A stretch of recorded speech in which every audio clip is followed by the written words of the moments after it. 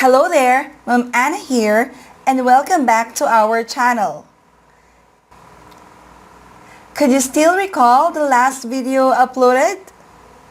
If you haven't watched that video, I'll just post the link on the description box below, or just check out the link posted here. Okay? Are you excited to learn a new topic under the Unit 3, the human person as an embodied spirit?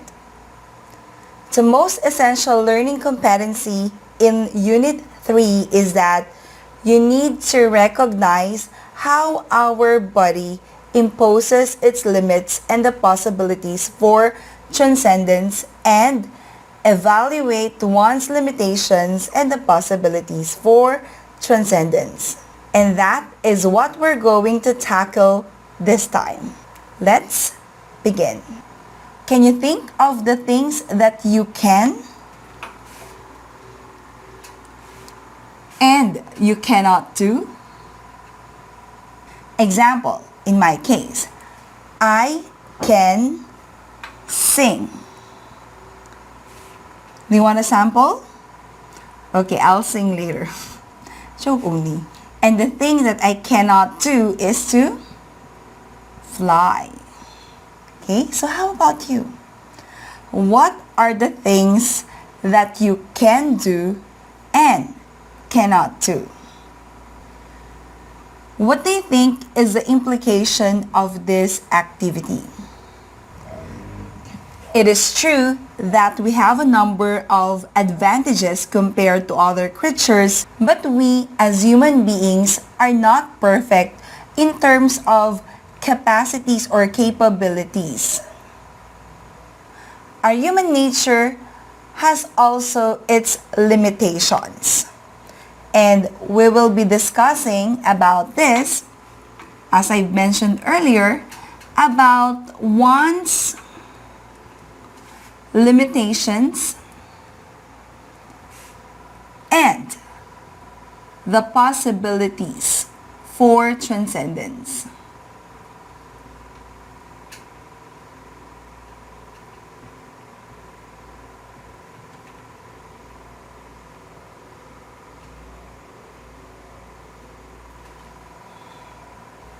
If you're interested to know more about this topic, then keep on watching.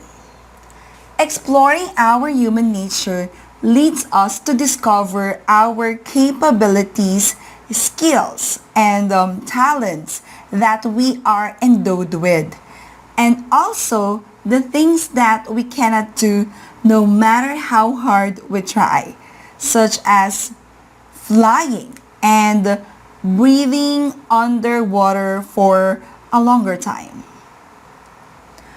With these bodily limitations, humans have invented things or apparatus that could make them experience the things that they cannot do.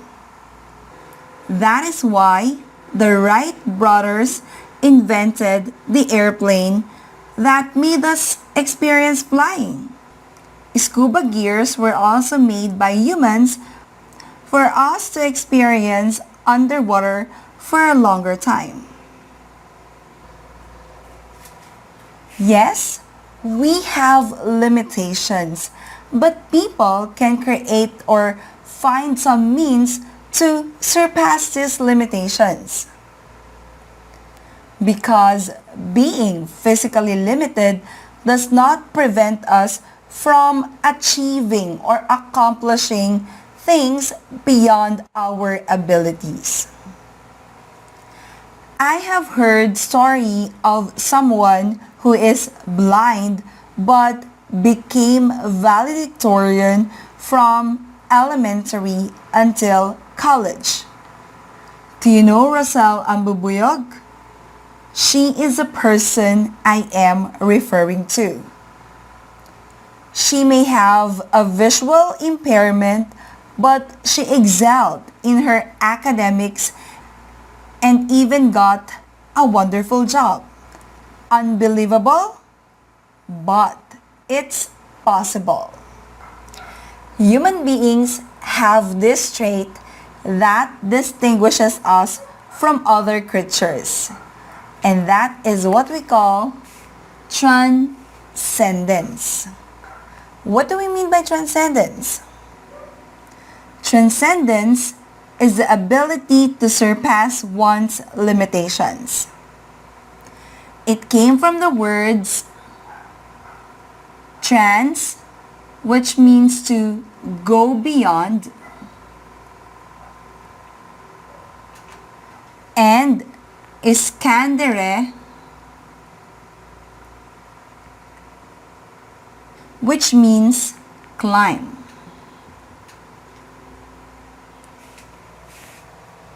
So it's like going beyond limitations by exerting effort. Have you experienced transcendence? Were you able to surpass limitations? How did you do it? If you have experienced it, then congratulations. You did a great job. How do we overcome our limitations? One way of overcoming our limitations is to acknowledge or accept one's limitations.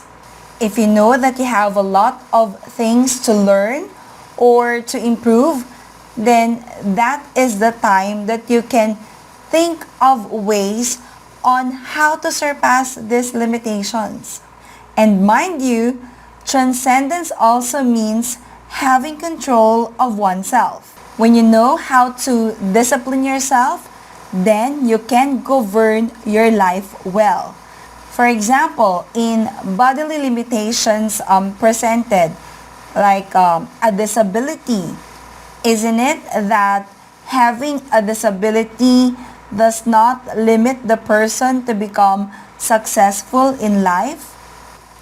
Rosel Ambubuyog is blind, but this does not or did not hinder her to win in life or to become successful in her life.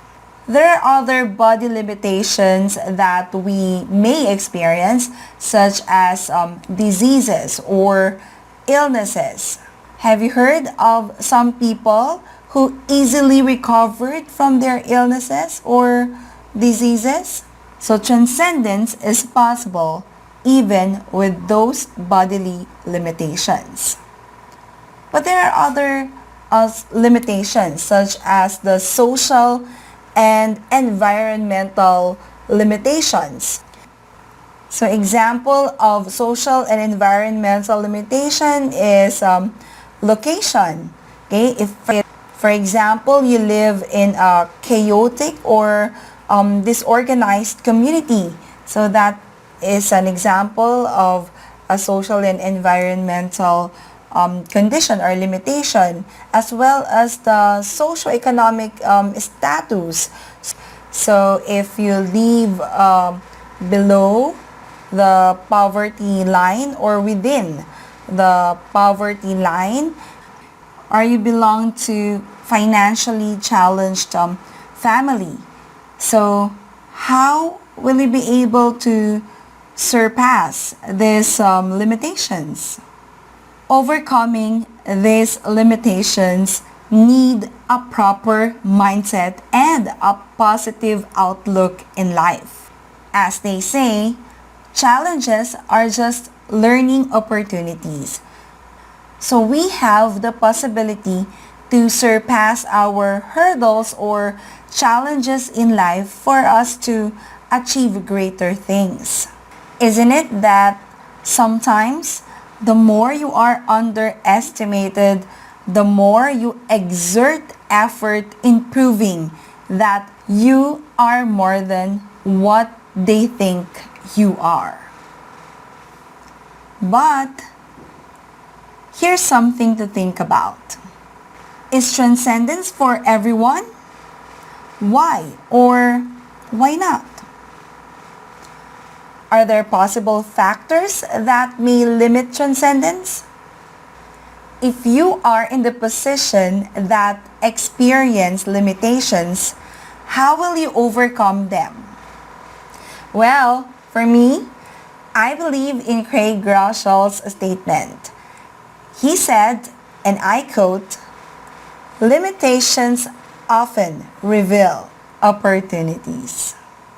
So don't be afraid of your limitations because we have the possibility to transcend. Kaya ko, kaya mo, kakayanin natin. This wraps up our discussion about one's limitations and the possibilities for transcendence. I hope that you have learned something from this lesson, and you may like and subscribe to our channel and hit the notification bell if you have enjoyed this video. Thanks for watching. Remember, transcendence, you go beyond your limitations. You can do it. Just believe in yourself. God bless, stay safe, and see you again on my next one. Bye!